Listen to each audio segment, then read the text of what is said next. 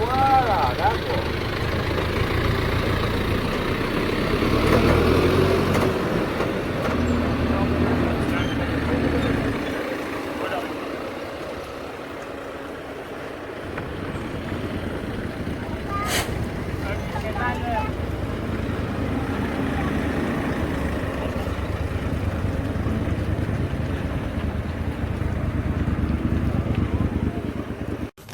Merci Élise.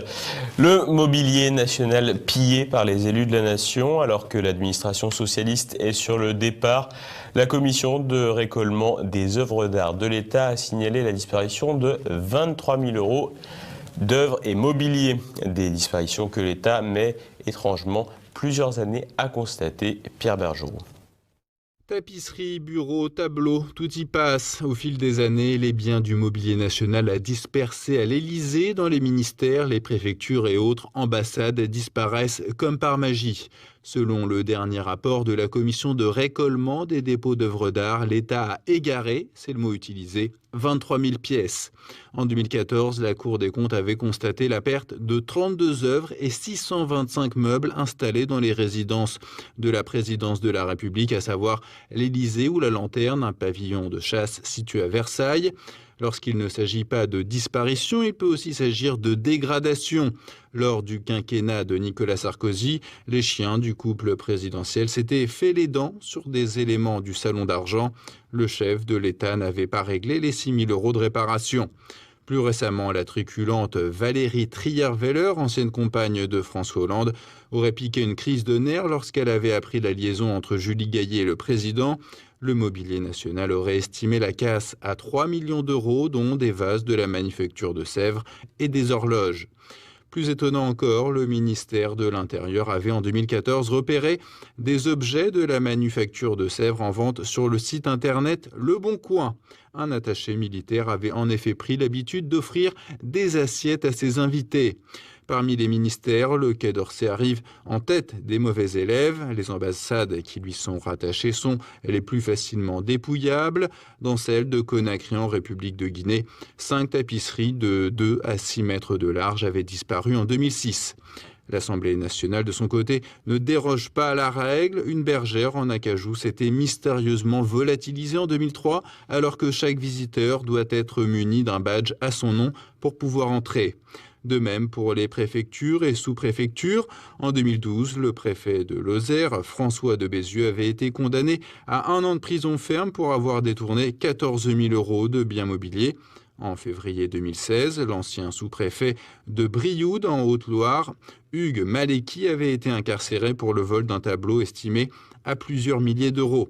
Mais ces cas ne sont que la minuscule partie émergée de l'iceberg. La plupart des voleurs, ministres, ambassadeurs et autres hauts fonctionnaires s'en tirent à bon compte.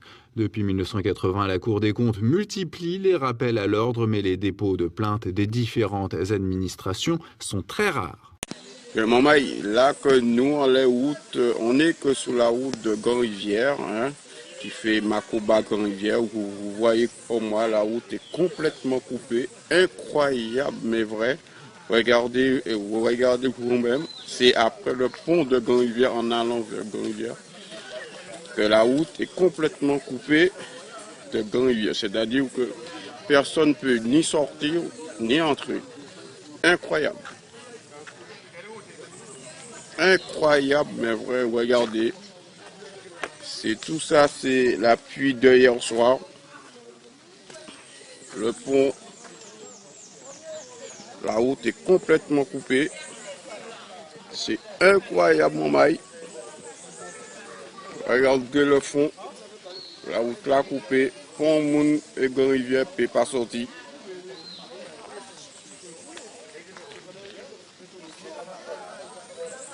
La route est complètement coupée, complètement.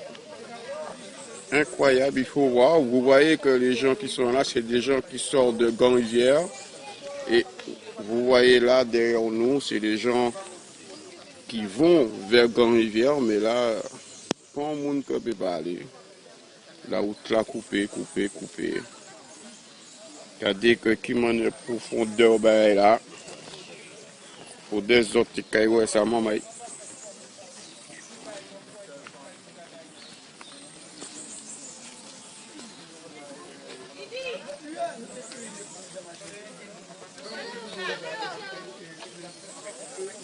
Minime, la route la coupée, Grand-Rivière.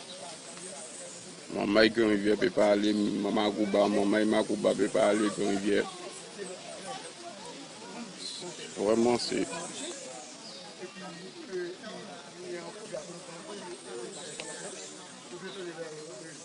Là, c'est maintenant font un pont. Il fait deuxième pont Grand-Rivière.